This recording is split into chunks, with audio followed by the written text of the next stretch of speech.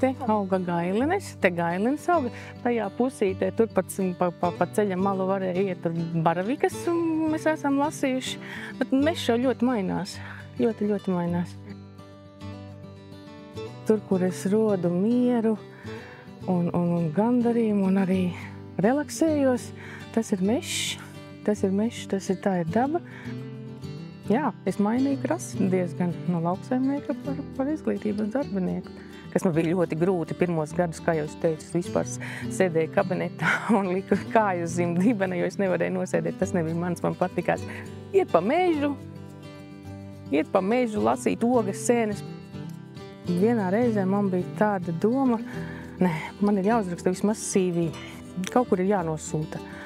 Un tad es sapratu, ka man nekā nav ko rakstīt vairāk par to, ka es esmu izglītības pārvaldē no 95. gada, ka es strādāju ar budžetu, strādāju ar tarifikācijām. Tad tu padomā par tiem cilvēkiem, kas tev ir apkārt. Ir lietas, kas nodzēšās, un tad tu tā brīžiem vairs par to nedomā. Nevis brīžiem, bet tu saproti, ka nav jau tik slikti.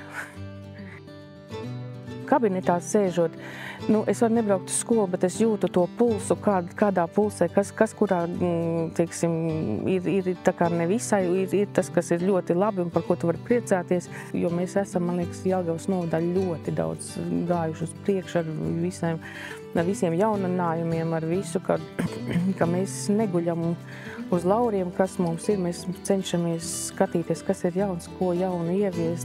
Ir teiciens, kamēr cilvēks ir dzīvs, visu vēl var labot. Ja? Tas šis ir arī mans moto.